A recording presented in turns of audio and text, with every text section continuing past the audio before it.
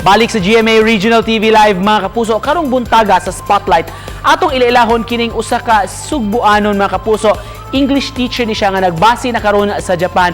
Doon siya talagsaon nga pagpadayag sa iyang talento pagbuhat og customized, mga personalized mga kapuso nga mga libro, mga videos alang sa mga kabatan-unan tungod kuno sa gikinahanglan sab nga mapalambo gyud ang pagbasa, pag-appreciate og mga libro sa mga bata. Maila-ila nato karong buntaga mga kapuso, si Ma'am Giffany May Ikimatsu gikan sa Japan. Good morning, Ma'am Giff.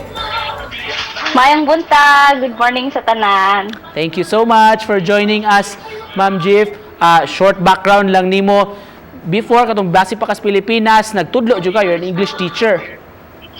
Yes, Sir Nix. Nagtudlo ko sa Chiraps Academy of Preschool. Dayon, nag-teach po ko Japanese ESL. Then, og 1 month, dayon, nadala ko dire sa Japan. Gipili adve sa company. Aha. Kining imong pagbuhat og mga personalized, mga custom-made nga mga books og mga video presentations, ma'am. Ngano naka-ideya man ka ini? It started when, sir, kanang akong baby, kay mahilig din siya books. Mahilig siya books, gusto siya mag-read of books. Dayon, kato, nag-start po kog digital art. So, akong gitry nga, himuan ako siya portraits. So, nag-practice ko portrait. I've always wanted man to publish my own book since I was still in college. Then, mura siya di-pave og way for me to do it good. So, first book na ko, kay akong gi-publish sa Amazon Kindle. So, available gihapon siya hantod karon. Mao ni siya ang inspiration. Ang nakapatalagsaon ani Ma'am Giff tungod kay, of course, tungod kay personalized siya, ang bali ang mo-order ana, mahimo jong bida ang iyang anak sa iyang kaugalingon pod nga storybook. Yes, sir. And mao na atong gusto na i-promote, no? Kay sa panahon karon ang mga bata hilig kayo gadgets. Sige lang ka ng tanaw og videos ba. So, atong ibalik ang mga books o mga duwaan kanang mga traditional na kanang katunan sa mga bata para dili magkasakit baron sa radiation and all. Pagka-unique sa pamaagi, no? So, mas maingganyo ang mga bata, ma'am, nga mubasa kung makita nila ang kaugalingon. Yes. Ano may mga tema ani mga libro nimo, Ma'am Giff?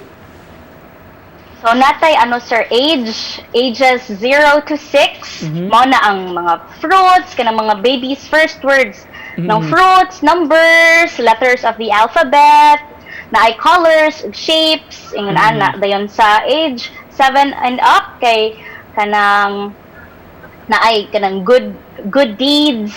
Sa imong profile, ma'am, labi na sa inyong Sakay TV, ingon ka dito nga, karong panahon na murag ang mga books kay, of course, na taken for granted na sa kadaghanan, labi na sa mga kabatan-unan gyud, kay kadaghanan, ingon ka, as you have said, nga, gadgets na lang gyud ang giatupag karong panahon na, ma'am. So, saan gyud ni pagpabalik man gyud ang interest sa mga bata, sa mga libro? Nabito to saying nga ang kana ko ng mga readers kanang mga dagko na kay gikan ko na sila sa katong nalingkod pa sila sa lap sa ilahang mga mama ug papa. So mo na akong gi-promote karon nga introduce lang tag books dayon apilon pa jud ang ilahang mga nang og name kay kung naa ilahang names, actually, dili lang siya maka-help nga kanang maingganyo ang mga bata.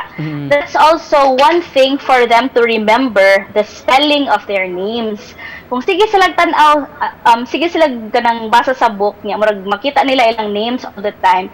Dili difficult for them to write their names na in the future kanang magsugod na sila so what 5 years old, 6 years old or 4 ingon ana kay kita naman sila. Aside from storybooks, Ma'am Giff, doon na po kuno kay mga audiobooks po o mga kani animated nga mga videos? Yes, sir. Sa ako actually before Kai TV Stories, mo siyang Kai TV, kaya nag-start ko YouTube channel, kana animation videos for kids niya. Kanang dili pa man kayo kumaayo. So ako lang siyang gihimo og picture books ingon ana. Then katong animated videos nako kay para siya ma-animate to ang katong books na akong gi-make, like nagya pa ng naong sa bata, nagya pa ng iyang name, pero kung dili gid siya mahilig og picture books, kanang pwede siya maka-access sa iyang iPad, sa sa YouTube, sa TV, ana. So asa man sila mo visit ma'am sa imo lang nga site?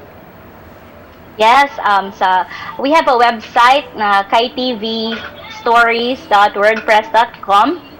Nasa sa Facebook, Kai TV Stories for Kids. Napunta sa Instagram, Kai TV Stories for Kids. Ngano daing Kai TV ang tawag ani Ma'am Jif?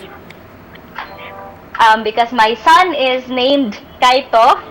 That means man of the sea, kuno yung akong bana in Japanese. Dayon, Kai man iyang nickname, then it started with a YouTube channel, so TV, Kai TV. All right, to cap this off Ma'am Jif, unsay mensahe nimo sa mga nagtanaw nato karong buntaga? Sa mga mama out there na gusto na ilahang mga anak ma-expose sa world of reading, maka-help kayo ang Kai TV Stories. Atong pwede nato sila ibida, pwede sila ang hero sa ilahang own stories. And makita sad nila ang ilahang mga names. So, mainggan niyo gid sila and dili ingon na nakataas ang ilahang screen time, and mo na ato ang dapat i-achieve as parents na dili mahimong screen zombies ato ang baby. All right, ma'am, thank you so much for joining us this morning. Kaming nakatuna nimo. Thank you so much. Ug God bless ninyo diha sa Japan, Ma'am Jifanime Ikimatsu. Thank you, sir. Salamat. Salamat. Sa pag-invite.